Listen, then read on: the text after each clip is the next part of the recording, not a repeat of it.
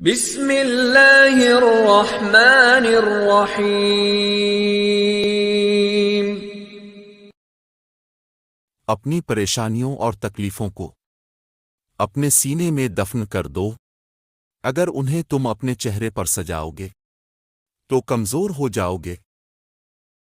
اللہ تعالیٰ فرماتا ہے کہ جب کوئی تم پر ظلم کرے تو تم میرے انتقام پر راضی ہو جاؤ، کیونکہ میرا انتقام تمہارے انتقام سے بہتر ہے۔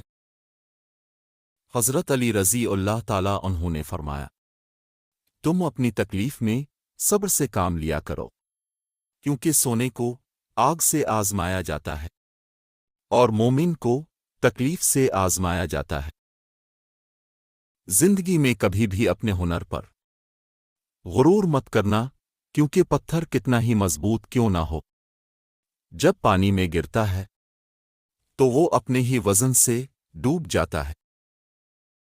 خزاں میں گرتے ہوئے پتوں کو کبھی حقیر مت سمجھنا، کیونکہ انہی کی وجہ سے بہار آتی ہے۔ کبھی کبھار ساتھ بیٹھے ہوئے لوگوں سے زیادہ ہزاروں میل دور بیٹھے لوگ آپ کی مسکراہٹ کی وجہ بن جاتے ہیں۔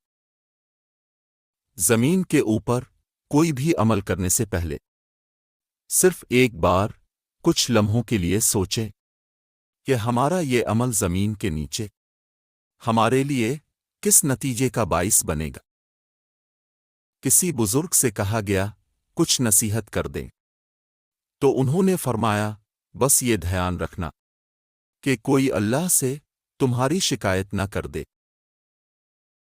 رشتے توڑنے کا مشورہ تو ہر کوئی دے سکتا ہے، مگر رشتے جوڑنے اور نبھانے کی ترغیب کوئی باشعور شخص ہی دے سکتا ہے۔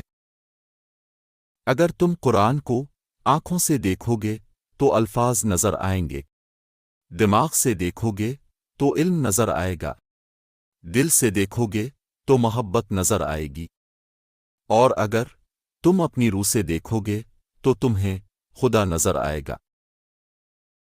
جب نصرتی الہی پر کامل یقین ہو جائے تو انسان کے دل سے مخلوق کا خوف ختم ہو جاتا ہے۔ دوسروں کی مدد کرنے کے لیے یہ ضروری نہیں ہے کہ آپ بہت زیادہ طاقتور اور امیر ہوں، اس کے لیے صرف آپ کا رحم دل ہونا ہی کافی ہے۔